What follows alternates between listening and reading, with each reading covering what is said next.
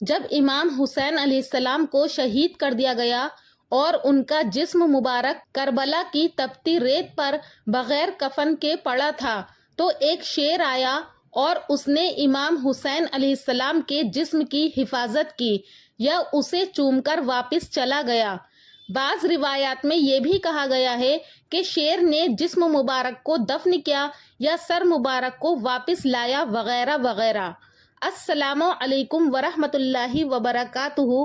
آج ہم ایک ایسی مشہور روایت پر بات کریں گے جو صدیوں سے عوام میں سنی جاتی ہے۔ کیا حضرت امام حسین کے شہید ہونے کے بعد ایک شیر آیا تھا؟ کیا اس نے جسم مبارک کو اٹھایا یا دفن کیا، یا یہ صرف ایک روایت ہے؟ حضرت امام حسین علیہ السلام اور کربلا کے واقعے سے متعلق یہ سوال کہ شیر آیا اور امام حسین کے جسم مبارک کے ساتھ کچھ کیا، ایک مشہور عوامی روایت ہے، مگر یہ مستند احادیث یا معتبر تاریخی کتب میں ثابت نہیں ہے۔ آئیے حقائق کو مستند حوالوں کی روشنی میں جانتے ہیں۔ حضرت امام حسین نواسۂ رسول صلی اللہ علیہ وسلم جب یزید کی بیعت سے انکار کرتے ہوئے کربلا کے میدان میں پہنچے تو 10 محرم 61 ہجری کو انہیں بڑی بے دردی سے شہید کر دیا گیا۔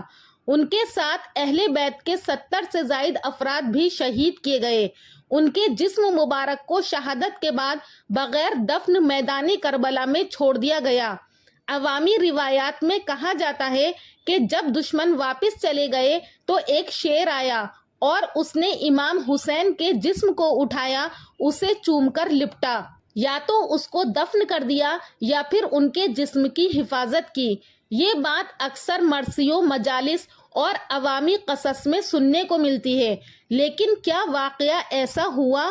صحیح ستہ اور بخاری، مسلم، نسائی، ترمذی، ابن ماجہ، ابو داؤد، ان کتابوں میں کوئی ایسی روایات موجود نہیں ہیں۔ اہل تشیع کی اہم کتاب الارشاد اور بحار الانوار، ان میں بھی شیر کے آنے کی کوئی مستند روایت نہیں ملتی۔ امام حسین کی تدفین کا جو واقعہ مستند کتابوں میں آیا ہے وہ یہ ہے کہ امام حسین کی لاش مبارک کو دفن کرنے کا فریضہ قبیلہ بنی اسد نے انجام دیا۔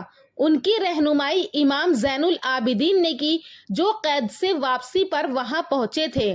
علماء کرام کہتے ہیں، جن میں مولانا مودودی کا کہنا ہے کہ واقعات کربلا میں جھوٹے قصے گھڑنے کی ضرورت نہیں ہے، سچائی خود بہت مؤثر ہے۔ علامہ شبلی نعمانی رحمۃ اللہ علیہ کہتے ہیں کہ شیر کا آنا محض ایک مبالغہ آمیز افسانہ ہے۔ علامہ مطہری بھی اس روایت کو رد کرتے ہیں۔ شیر کا آنا یا دفن کرنا ایک مبالغہ آمیز قصہ ہے جو کربلا کے واقعات میں کرب و الم کو بڑھانے کے لیے بعد میں شامل کیا گیا۔ اس قسم کی روایات ضعیف اور عقلی طور پر ناقابل قبول ہیں۔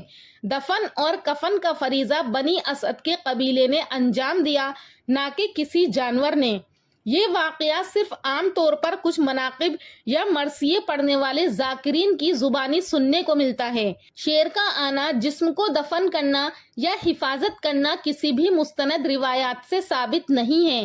یہ بات عوامی عقیدت کا ایک جز بن چکی ہے، لیکن عقیدت کا مطلب جھوٹ کو قبول کرنا نہیں ہے۔ ہمیں اصل واقعہ کربلا سے سبق لینا چاہیے، سچائی پر ڈٹے رہنا، باطل کے سامنے جھکنے سے انکار کرنا، دین کی سربلندی کے لیے قربانی دینا۔ محترم ناظرین، واقعہ کربلا ایک تاریخ ساز واقعہ ہے جس میں ہمیں جذبات سے زیادہ سچائی کو جاننے کی ضرورت ہے۔